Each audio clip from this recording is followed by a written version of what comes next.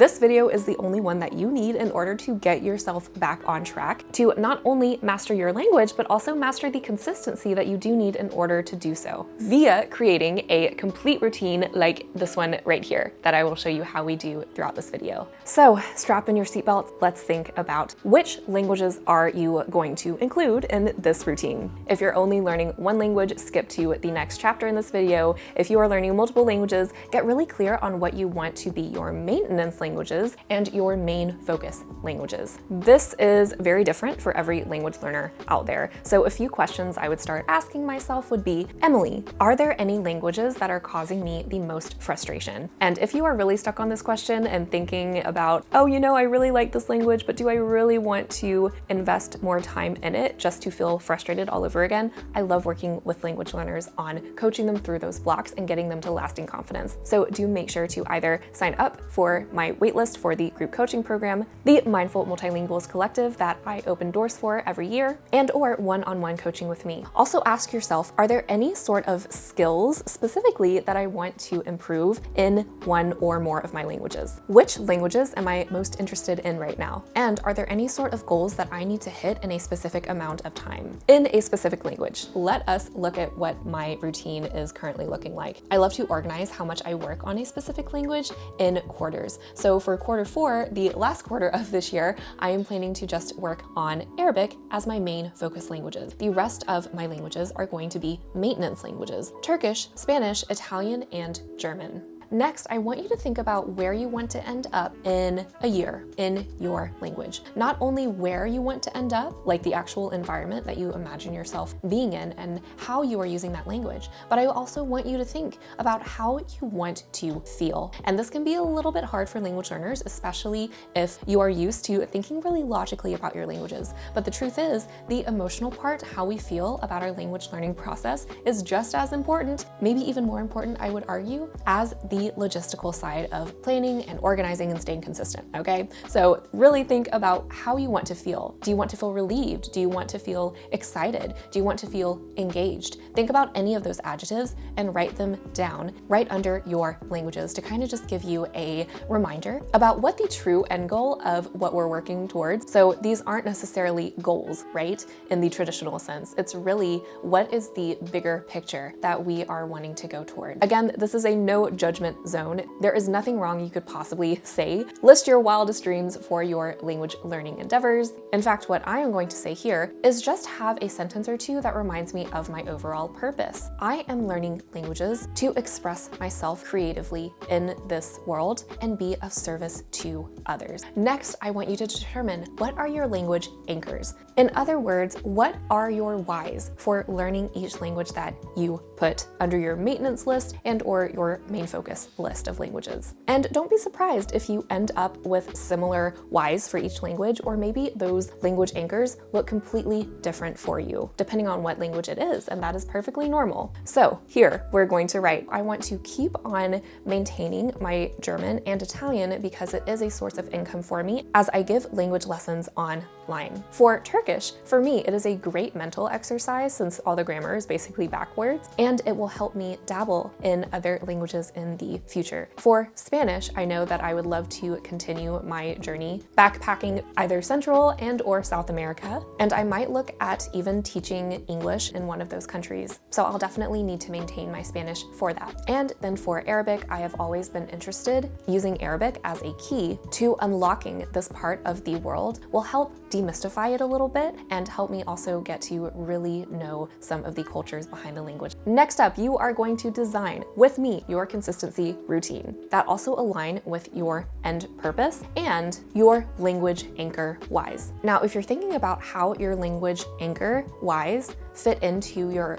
bigger purpose and fulfill that, now we're going to start setting goals that are even smaller. So thinking about being strategic about this, I love to ask myself some of these questions. What does point A and point B look for me right now? Point A is where I am currently in whatever skill and in whatever language I want to improve. Point B is where I want to be. And is there a certain amount of time that I want to go from point A to point B? What is going to signal to me I am making progress? And what do I actually want to achieve achieve in my target language. So here we're really working on setting our goals in the most measurable and specific way. So with German and Italian, because I'm still already teaching these things, and that is a great way to reinforce what I know about these two languages, simply showing up to my classes in order to teach is going to be what I'm going to use for measuring if I can still get to my goal of maintaining those two languages. For Turkish, I want to set a goal of reading through half of my novel in Turkish only without a dictionary by the end of this month. So that means I essentially have about 3 weeks in order to do this. And for Arabic, I simply want to, one, finish my program on Mango languages in order to increase my general vocabulary use before I start my Arabic program in Jordan. I know that's going to give me really solid A1 and A2 vocabulary review. And then I also want to listen to comprehensible input. So podcasts that I really enjoy of non-native speakers speaking in Arabic, either Levantine with Livy or Martin, and I want to listen to that at least one time per day. Now, with setting all of our goals that are specific and they are measurable, we are going to mind our expectations here, because I know as a language learner who has been pretty hard on myself for either setting my expectations really, really high that don't actually align with my energy levels nor time commitments, and or I do absolutely everything and I go crazy intense with a huge language learning plan and then I burn myself out as a result. Neither of which we want, right? So let's use this strategy instead. I always recommend to set expectations as good enough, better, and best. So good enough is what you are going to have as your baseline. Think of this as the expectation that you're going to have every day for yourself that you show up in your language learning so that you can get 1% better. That is the main focus here in this area. Even when you are a little bit lower energy and you didn't anticipate that going into your language session for a day, my good enough expectation is going to look like for Arabic, not doing any Mango languages and simply listening to a cast, which is the most passive recall that I could probably do, only for 5 minutes per session. German and Italian don't really count here because there is no way that I'm just going to skip class and abandon my students, right? So those are always going on in the background a few times a week. For Turkish, that will just look like reading 1 page of my novel. And for Spanish, I will also stick to just doing some passive listening with one of my favorite podcasts or with a news channel. This way we know we are at least maintaining what we have, right? This might look different for you. Think about really what is going to suit your current needs and the time and energy constraints that you are having in your personal life. Because personal life sometimes can always throw our language learning for a loop. I totally understand. Now, the better category is not going to be the expectation that you're going to have of yourself every day, right?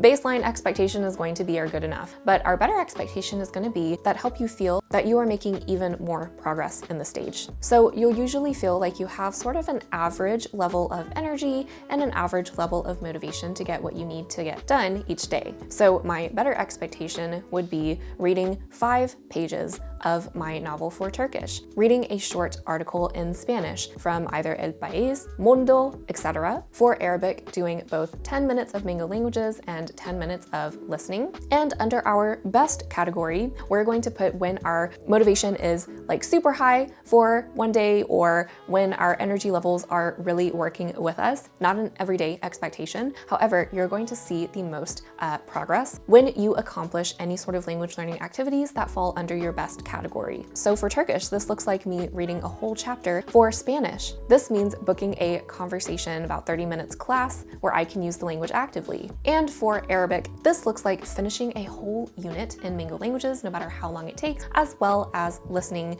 to 30 minutes of podcasts in Levantine Arabic. And usually after you accomplish your language activities on this level, you tend to feel really excited and really fulfilled about your language. Next, please make sure you have in mind how you are going to actually track your progress as you go through implementing your routine. If you would rather track your language progress through your time, there are so many apps to actually do this, such as Toggle. Also, after this video, you can watch my other video on how to actually know you're making progress and set yourself up for it right, so you actually have a tangible result of your progress at the end. Now, how I'm doing this in my current language learning is just measuring by my time for some days, as you can see here, and then also by how much I finish within a specific program framework or within a book. Next, let us create our schedule. So I know that I usually have the most time to relax on the weekends. And that's honestly when I'm usually the most low energy after such a demanding week on the weekdays. So I usually just preserve one day for just resting, and I don't try to do any language learning. That'll usually be on a Sunday for me. On Saturday, I'm going to put in more of my low energy,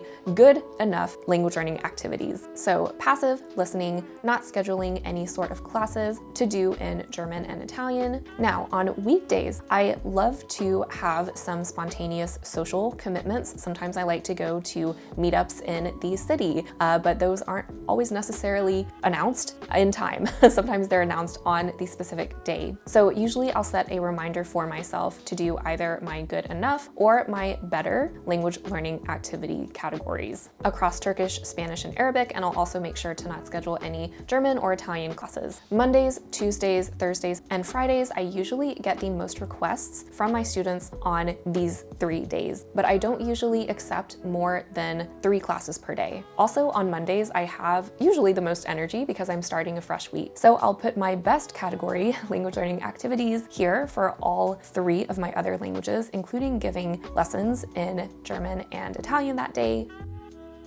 Tuesdays and Thursdays, I will do the same. And then by Fridays, when I'm already winding down into my low energy activities, I will just do the better category activities on this day. And now, as we are looking at our beautiful consistency schedule and plan for success, make sure to write on top or on the bottom of your schedule. What is going to be your word or phrase of intention for the rest of however long your own consistency plan is going to last for you, depending on the goals that you set?